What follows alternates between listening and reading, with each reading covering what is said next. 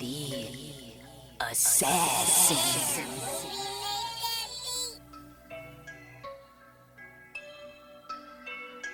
You know I break necks, call me Jack Tate. I have no regrets while your life is fading. I'm a crazy fuck equivalent to Satan. When I'm behind the mic, I feel like the greatest. You know I break necks, call me Jack Tate. I have no regrets while your life is fading. I'm a crazy fuck equivalent to Satan. When I'm behind the mic, I feel like the greatest. What up, y'all? You're listening to Sports Talk with Tropp, and I'm your host, Katie Tropp.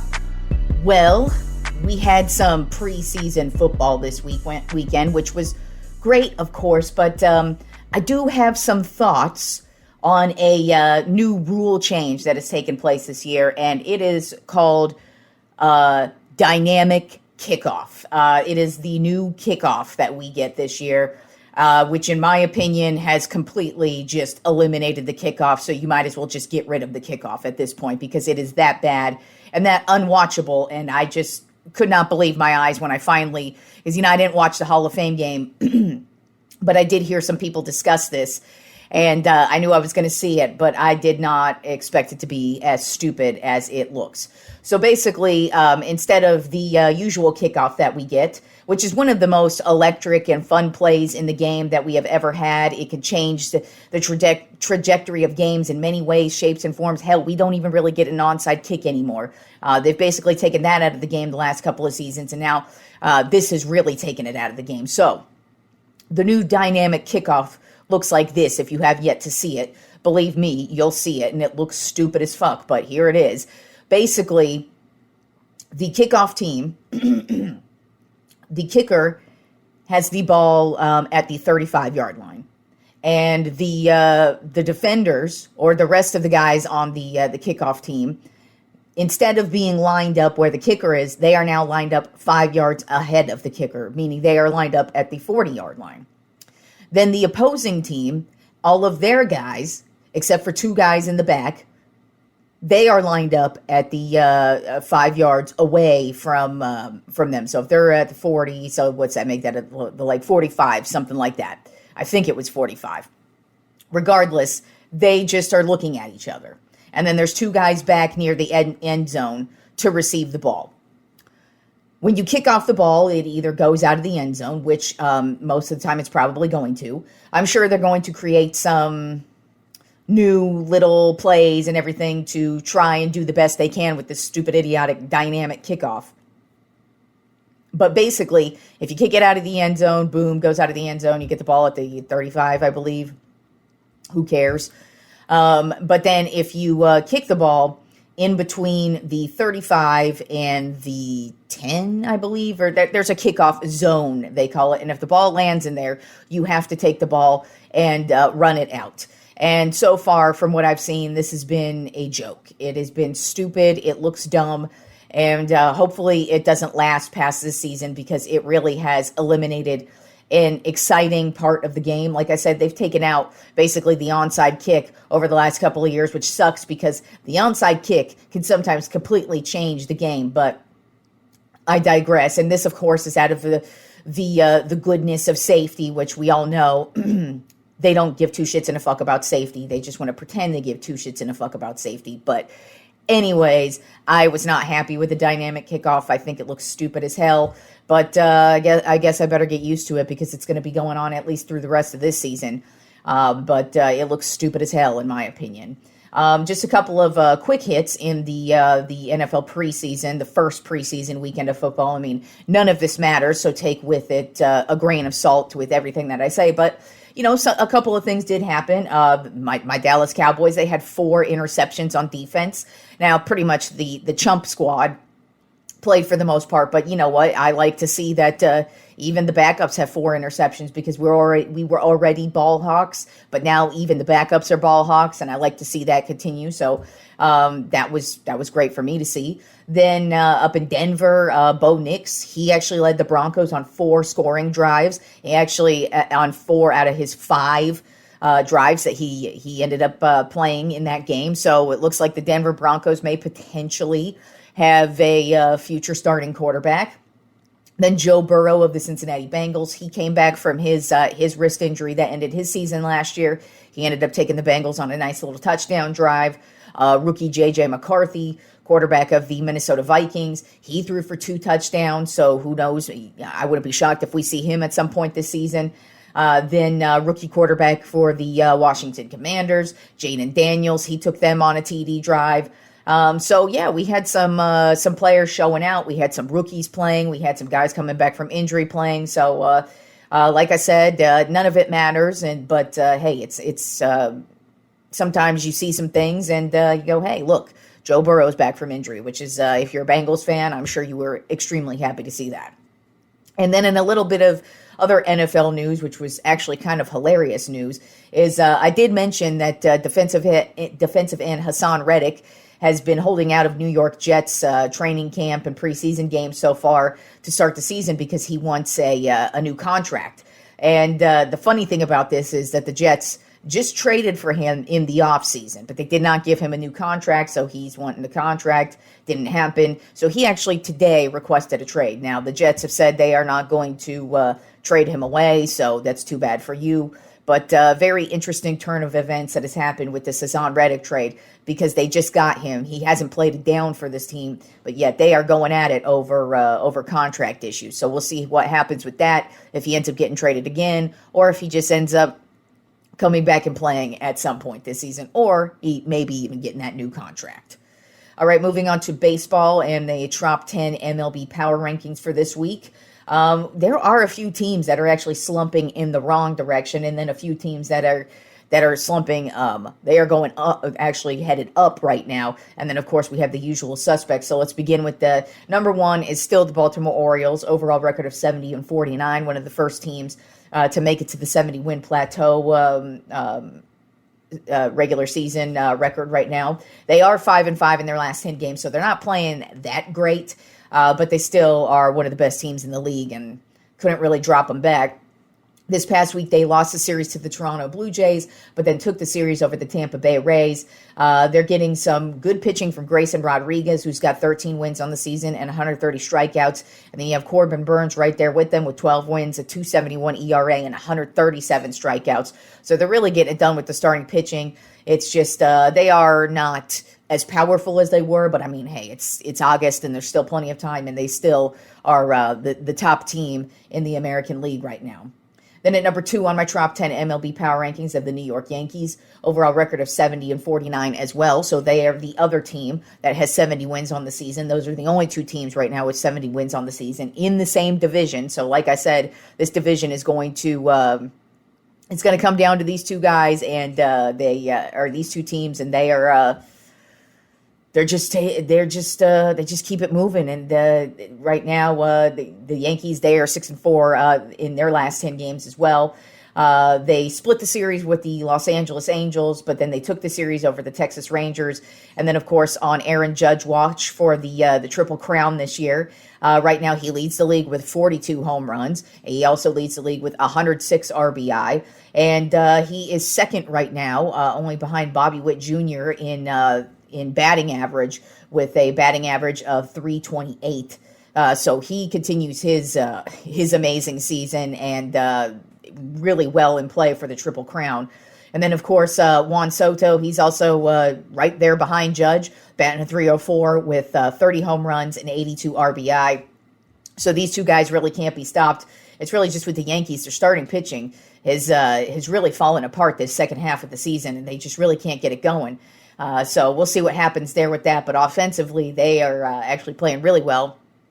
And like I said, Aaron Judge just has the potential to hit that Triple Crown mark. And it's looking more and more likely each and every week because he is just not losing a step at all. Then at number 3 on my Tropp 10 MLB Power Rankings of the Los Angeles Dodgers, overall record of 69-49. They're 6-4 in their last 10 games. This past week, they lost the series to the Philadelphia Phillies, but then swept the Pittsburgh Pirates. They've also kind of had their up and down moments, but still they are a stacked team, especially on the offensive side.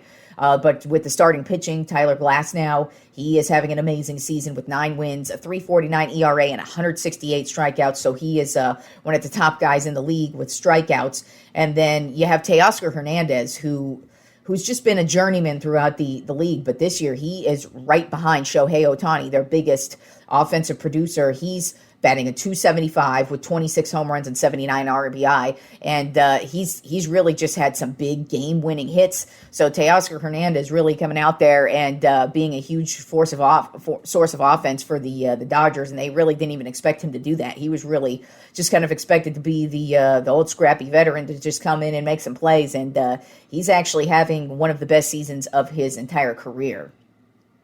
Then at number 4 on my top 10 MLB Power Rankings are the Philadelphia Phillies. Overall record of 69-49. They are 4-6 in their last 10 games, and they are slumping hard right now. I mean, the Phillies have been on what seems like a never-ending losing streak the last 2-3 weeks now. But this past week, they did take the series over the Los Angeles Dodgers, but then they got smashed by the Arizona Diamondbacks. And I mean smashed. This team could not get any offense going.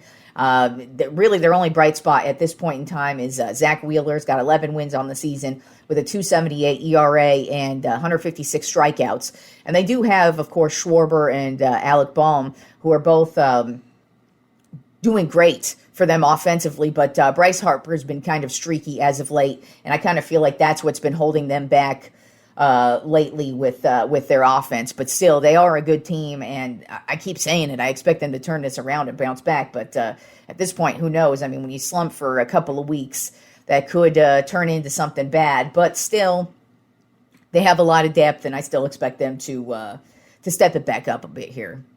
Then at number 5 on my top 10 MLB Power Rankings, another team that is in a big slump, who hasn't really slumped at all this season, is the Cleveland Guardians. Overall record of 69-49. They're 3-7 in their last 10 games. And they actually went on a 6-game losing streak this past week. So it's really just been bad for them. They lost the series over the Arizona Diamondbacks, just got completely demolished by them. And then they split the series with the Minnesota Twins. And they really got a big win that they needed to get just yesterday with Jose Ramirez smashing another home run. But overall, the Cleveland Guardians haven't really had much to write home about. And they've also been kind of right there with the Phillies with a little bit of a slump the last couple of weeks. And with the Guardians, though, it's not really surprising because they don't have that great of starting pitching. It's really just their offense that's really been keeping them above water. But right now they are not looking good, and they have Minnesota right up on their ass, and also the Kansas City Royals as well. So they may start losing their grip on that American League Central here. Then at number 6 on my top 10 MLB Power Rankings are the Milwaukee Brewers. Overall record of 67-50. They're 6-4 in their last 10 games. This past week, they took the series over the Atlanta Braves and then also took the series over the Cincinnati Reds. So they really had a good week. And it's really all about their rookie, Jackson Chourio. He is batting a...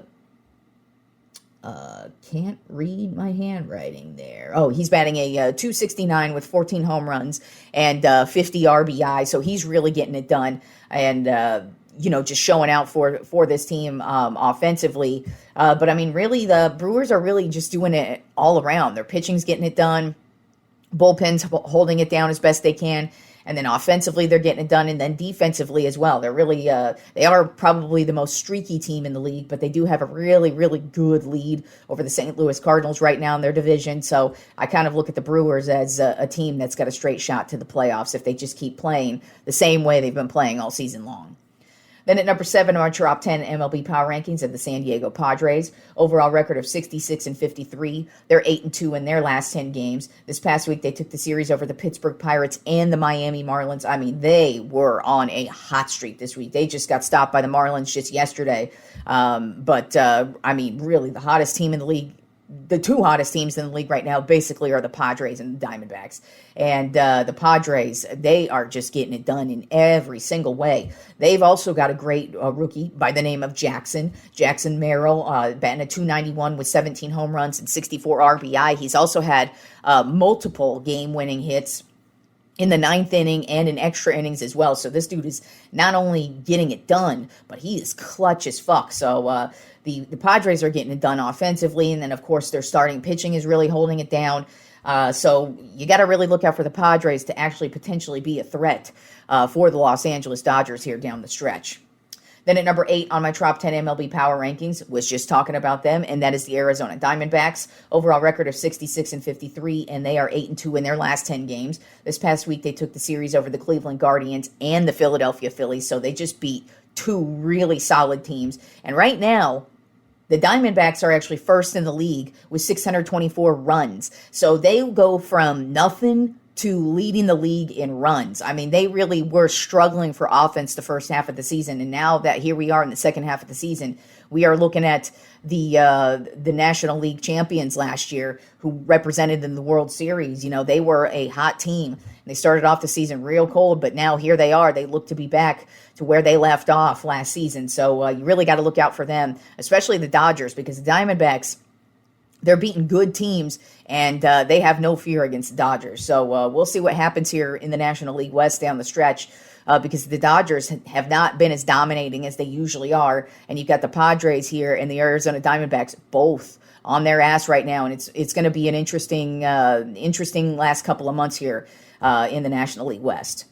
Then at number 9 on my Tropp 10 MLB Power Rankings of the Houston Astros, overall record of 62-55. This is also one of the hottest teams in the league right now. They are 7-3 in their last 10 games. This past week, they took the series over the Texas Rangers and the Boston Red Sox. And I mean, when I say hottest team, they are like this last month has been Houston Astros. They are on fire, and they are kicking down the door and waving the 4-4. They are just killing it right now, having a fantastic year, and this is probably the last team you want to see get really hot because, like I continue to say, this team is a couple years removed from winning one World Series. They've been one of the best playoff contenders over the years. So they have a lot of playoff experience. They have a lot of seasoned vets, and they are playing hot baseball right now. You got Yordan Alvarez. He started off the season kind of cold. You would say cold for him, but here he is batting a .307 with 25 home runs and 63 RBI. So he's mashing it now. And then you take a look at the starting pitching. They've got Valdez pitching great right now, Brown and Blanco as well, and then they're going to get Verlander back here in the next couple of weeks. So this starting pitching is going to be back to its full force. It's still the bullpen that is their issues, but hey, they're still the Houston Astros, and this is really the last team I feel like anybody wants to see come postseason if they are this hot. And then rounding out the Tropp 10 MLB Power Rankings this week, I have the Seattle Mariners. Overall record of 63-56. They are 6-4 in their last 10 games. This past week, they lost the series to the Detroit Tigers, but swept the New York Mets. And they really are getting it done with their starting pitching. Like they started off kind of shaky as well with the starting pitching, but now pretty much every starter is getting it done, and they are really difficult to score runs against. You got Gilbert, who's got 7 wins on the season with a 2.91 ERA and 149 strikeouts. Then you also have George Kirby with 8 wins, a 3.13 ERA and 138 strikeouts. So they've really got some solid young guns. And then, of course, Castillo as well. But then you also have their catcher, Cal Raleigh, who has just been knocking home runs out of the park. I mean, his batting average, not that good. It's only a 212 right now. But he's got 26 home runs and 76 RBI on the season, which leads the team. And I mean, he's got multiple game winners throughout the season. So he's really been clutch and coming through and pretty much been their big source of offense, which is shocking when you have Julio Rodriguez out there, who's actually kind of having a down year. But Cal Raleigh has stepped it up for him and really taken over for the Mariners. And that's just another team you look at. They've been pretty hot as well, but they're just one of those teams you never really know what's going to happen. And then you've got the Astros in their division, and with what the Astros are doing, I'm pretty much expecting the Astros to just kind of roll through the next couple of months and easily win that division. All right, y'all, enjoy the rest of the week of sports, and I will talk to you on Friday.